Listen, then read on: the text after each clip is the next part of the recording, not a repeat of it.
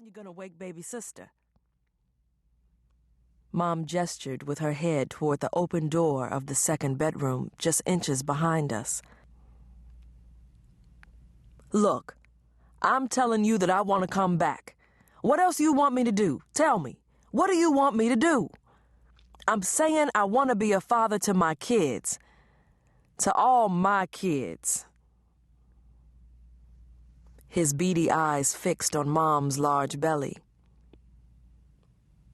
"I'm trying to do what's right. What do you want me to do? Kill myself, huh?" Dad's voice grew louder with each word. His breathing got heavier and faster. I saw veins bulge along the side of his neck, and his face dripped fury-laden sweat. Then, that entertaining show became scary to me. Somehow, it didn't end as funny as it began. I looked up at Mom. She pressed down hard on the sheet, concentrating on one spot for several seconds as the iron emitted puffs of steam. Then she jerked the iron back and forth a couple of times before stopping on another area. Her stern eyes focused on the sheet as her hand choked the iron's handle. "Tell me, Vita, what do you want? What do you want me to do, huh?" Dad repeated. Mom had had enough of Dad's tirade. She slammed the iron down in its upright position. It fell over, iron side down. She gripped it again, raised it to its upright position, and dared it with her eyes to fall again. "You left, Jesse. You left. You left your kids, you left me for 5 months. Now all of a sudden you're back? Suddenly you decide you want to come back, and just like that I'm supposed to say okay." She waved her hands and pointed her finger for emphasis. "No explanation, no reason from you, no nothing?" Mom's face crumpled. She gasped, threw her arms in the air, and shook her head from side to side. "I made a mistake. I said I was sorry. If that's not good enough for you, then I'll jump. Just tell me that's what you want and I'll jump. I'll jump right now." Dad shifted and moved his rear toward the outside of the window ledge. He deftly leaned down and gripped the inside of the ledge tighter. His calculated balancing act was deserving of a Tony Award in this one-man off-Broadway play. "Jesse, stop it," Mom finally yelled. I think she started to believe that the fool might actually jump. "Jesse, Van's right here. What are you doing?" Mom reached down and covered my face for a very brief moment. By that time, I was already clinging to the hem of her dress, and tears were on the verge of spilling over the bottom rim of my eyelids. I didn't know what was going on, but I knew it wasn't a funny show anymore. Something had changed. I didn't understand what, but then things took a turn for the worse. I wrapped my arms around Mom's right leg and began to whine. It seemed appropriate. Maybe it would make Dad stop. "Just tell me to do it and I will. Whatever you want, Vita, just tell me. All you got to do is say it." Dad had shifted more to the right and now gripped the bottom of the window ledge with his lower left leg and his left arm. He was confident that he had had his balancing act under control. "Come back in," Mom said. "Come back in and get out of the window." She pulled away from me and ran toward the window. A smile developed behind his eyes. Satisfied with the reaction he'd garnered from her, he lifted his left arm to pull himself back inside.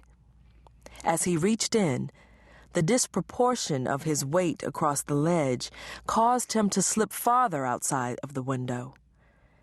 Dad's eyes widened. His mouth opened as if he was trying to call out but couldn't. His eyes now harbored panic. His left arm fell against the inside of the ledge and began to slip upward as the weight of his body pulled him down. "Jesse!" Mom screamed. When Mom screamed, I screamed. And then, as if to fall in line with the women of the family, baby sister wailed from the bedroom behind me. I cried out as Mom grabbed Dad's left hand. She couldn't hold it. His hand was slipping from hers. She kept repositioning her hands over his sweaty one, cupping it, and trying to pull it close to her pregnant belly, but it kept slipping from her grasp. "I love you, Jesse, I love you!" Mom yelled. She was crying and panting and struggling to pull him in. Dad's mouth was open and silent.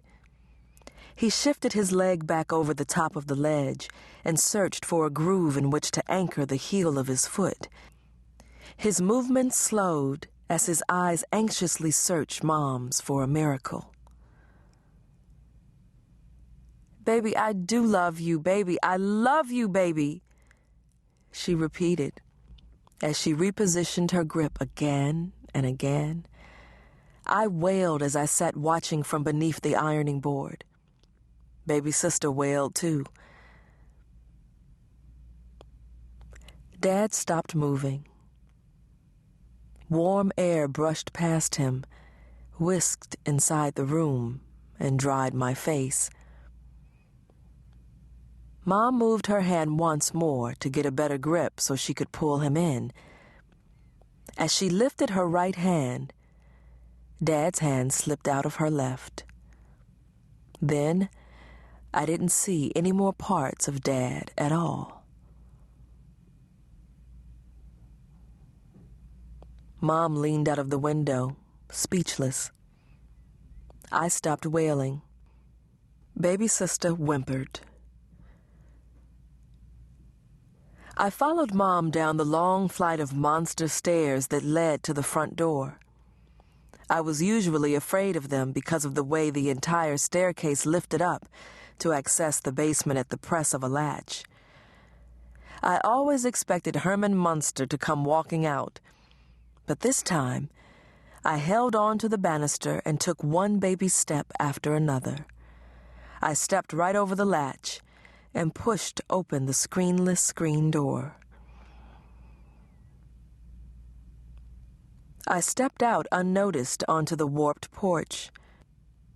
I stared at the crowd that surrounded Dad as he lay mangled in the bushes below the window, while Mom held his hand and stroked his forehead. She whispered that everything was going to be all right, and that we were going to be a family once he came back home. She spread his hand over her belly and moved it in a circular motion. Dad's hardened, cold eyes met hers, went down to his limp hand on her belly, then up to her face again. He moaned, and his eyes turned empty. Then I heard Mom profess her love. She sprinkled kisses across the back of his hand and his face as an ambulance drove up. Our neighbor, Mrs. Woods, spotted me peering over the banister and whisked me back upstairs as I began to absorb what I later came to know as a strange kind of love, an inevitably bitter kind of love that surfaced when you stayed with someone long enough. That sick, bitter love that I came to know as the gift of any marriage that lasted beyond 7 years. That gift of eternal misery.